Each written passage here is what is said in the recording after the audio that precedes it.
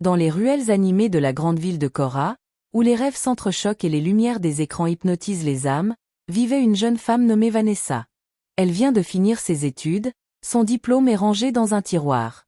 Mais le soir, Vanessa n'étudie plus, elle scrolle. Ses yeux sont rivés sur son téléphone, fixant les vies parfaites des influenceurs. Elle voit le luxe, les sacs de marque, les voyages en première classe, les cris de joie, les cadeaux sous la ring light. Elle voit la visibilité. Et elle l'envie. Profondément. Elle ne supporte plus sa vie simple, le bruit des marmites de sa mère, les reproches de son père qui veut qu'elle trouve un vrai travail. Elle veut cette gloire facile, ce pouvoir d'être vue. Elle commence à se filmer. Des danses, des défis TikTok, des vlogs sur sa petite vie. Mais rien ne prend. Ses vidéos sont vues par ses seuls amis. C'est l'échec, la frustration. Un soir, elle est dans un bar avec son amie Nafissatou. Le lieu est sombre, la musique est forte.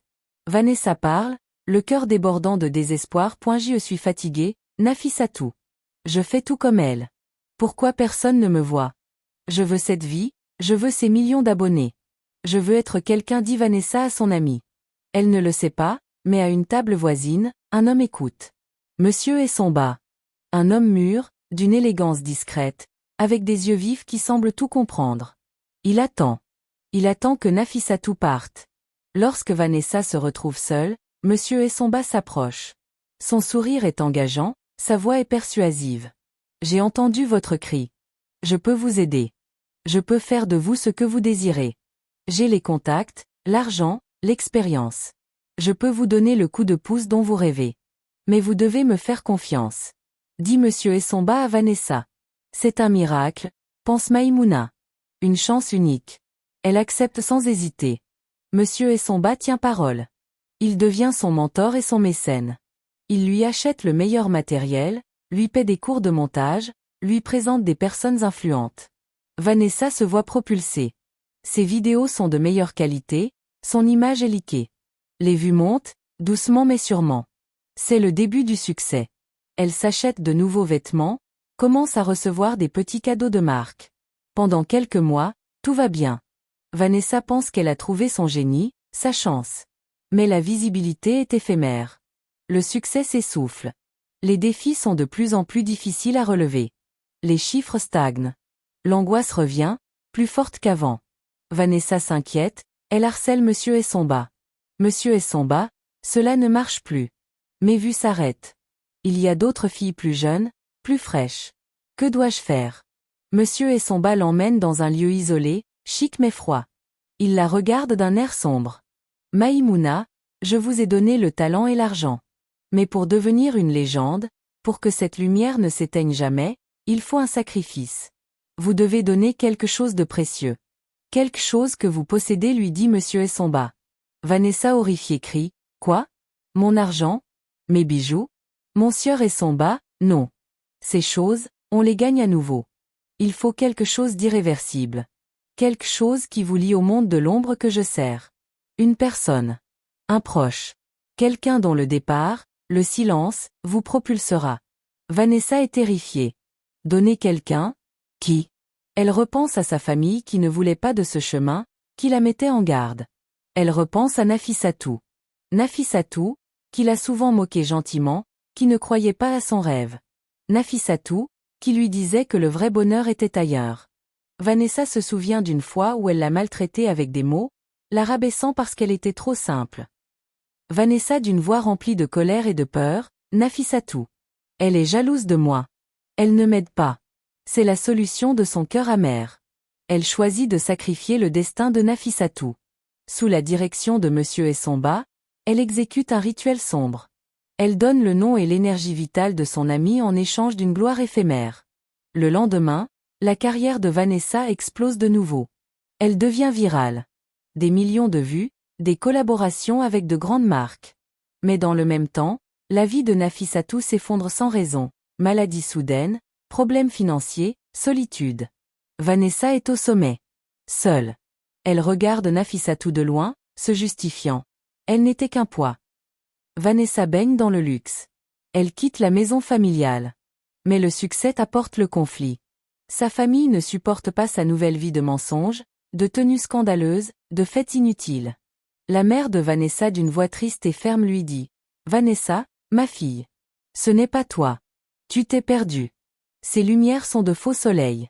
Arrête ces bêtises avant qu'il ne soit trop tard. » Mais Vanessa d'une voix arrogante et blessée répond « Vous ne comprenez rien. Vous ne voulez pas de ma réussite. Vous êtes jaloux. La tension est constante. » Les parents de Vanessa lui demandent de choisir, la famille ou cette vie. Vanessa, aveuglée par la gloire, choisit la gloire. Elle coupe les ponts. Un autre lien est brisé. Un an passe. Vanessa est au sommet, mais elle est vide. Les critiques se multiplient. Les chiffres stagnent. Les exigences de Monsieur Essomba deviennent insupportables. Elle sent que sa propre substance s'épuise. Elle a besoin d'un nouveau sacrifice. Plus fort. Elle retourne voir Monsieur Essomba, le cœur lourd. Vanessa, je ne peux plus. Qu'est-ce que je peux donner encore? Monsieur Essomba lui répond. Quelqu'un que vous avez laissé partir. Quelqu'un qui a prié pour vous malgré tout. L'amour inconditionnel de votre mère. Vanessa tremble. Non, pas sa mère. Mais Monsieur Essomba est implacable. Pour continuer à briller, elle doit éteindre la dernière vraie lumière de sa vie. Elle doit donner la santé et la paix de sa mère pour acheter l'immortalité numérique. Elle accepte, désespérée. Le rituel est plus sombre, plus lourd. La renommée de Vanessa devient historique. Elle est une légende. Mais elle a tout perdu. Sa mère tombe malade, son père refuse de la revoir. Nafissatou a disparu dans la misère. Elle est seule dans son immense appartement. Elle se rend compte, enfin, de l'horreur de ses choix. Elle a vendu ses liens, son amour, son humanité. Elle cherche Monsieur Essomba pour annuler le pacte. Vanessa hurlant et désespérée. Je veux arrêter. Je te rends tout. Je veux ma vie. Monsieur Essomba lui répond d'une voix froide et triomphante. Il n'y a pas de retour, Maïmouna. Vous avez fait un pacte. Et maintenant, vous devez payer le prix ultime pour conserver ce que vous avez conquis. Votre âme. Le prix est payé.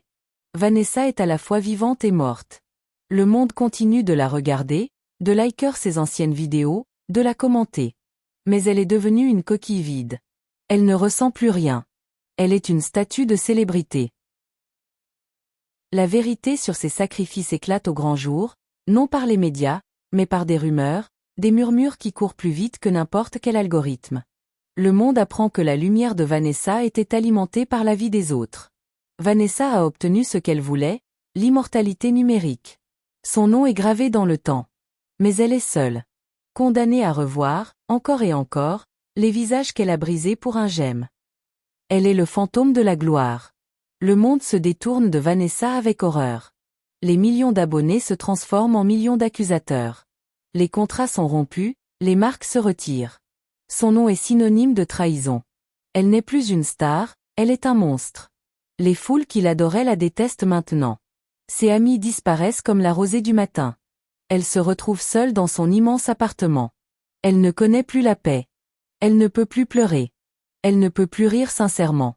Elle est une statue de célébrité, prisonnière de sa cage dorée.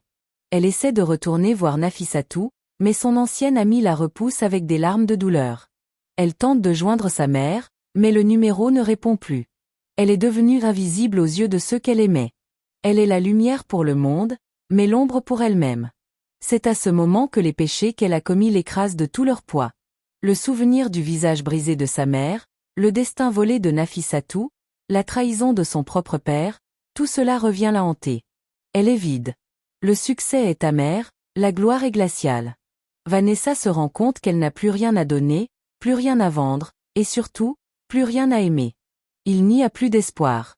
Le vide est insupportable. Elle prend une décision terrible, celle de mettre fin à cette agonie. Elle ne veut plus exister dans ce corps, cette âme, brisée par l'ambition. Elle décide de partir. Quelques jours plus tard, ne la voyant plus publier, ne recevant aucune nouvelle, les employés de Monsieur Essomba viennent à son appartement. Ils forcent la porte. Ils la trouvent dans le silence glacial de sa chambre luxueuse, au milieu du désordre laissé par ces dernières heures. Vanessa est là. Sans vie. Un dernier souffle emporté par la corde qui serre son cou. Un corps étendu sur le sol, entouré des restes de son ancienne gloire. La ring light éteinte, l'écran de son téléphone fissuré. Le monde apprend la nouvelle. La superstar est partie. Les réseaux sociaux s'embrasent une dernière fois avec son nom. Le scandale est total. Mais pour Vanessa, la lumière s'est définitivement éteinte. Elle a obtenu ce qu'elle désirait, l'immortalité numérique, car on se souviendra d'elle comme de l'étoile filante qui a payé le prix ultime. Mais elle est partie, seule, sans pardon, sans paix. La leçon finale est froide. On peut acheter le succès, on peut voler le destin des autres, mais le prix de la solitude et de l'âme brisée est toujours plus lourd que toutes les lumières du monde. L'histoire de Vanessa est terminée, mais la leçon, elle, résonne à jamais. Elle a cherché la lumière en éteignant celle des autres, oubliant que la vraie valeur n'est jamais mesurée en vue, mais dans la paix de l'âme et la sincérité des liens. Ce qui se construit sur le regard des autres finit par s'effondrer avec le temps. Aujourd'hui, regardez votre propre écran. Quelle est la lumière que vous poursuivez? Quel est le prix que vous êtes prêt, à payer? Si cette histoire vous a touché et vous a fait réfléchir sur le prix de la célébrité, abonnez-vous à la chaîne pour ne manquer aucune de nos prochaines histoires qui explorent les recoins sombres de l'ambition humaine. Laissez un j'aime pour montrer votre soutien. Partagez cette vidéo avec ceux qui pourraient avoir besoin d'entendre cette mise en garde. Et surtout, laissez-nous un commentaire. Dites-nous quel a été le moment le plus choquant de l'histoire pour vous, et quelle est la chose la plus précieuse que vous ne sacrifierez jamais pour la gloire. Merci d'avoir écouté jusqu'au bout. Rendez-vous la semaine prochaine pour une nouvelle histoire qui vous fera douter des apparences.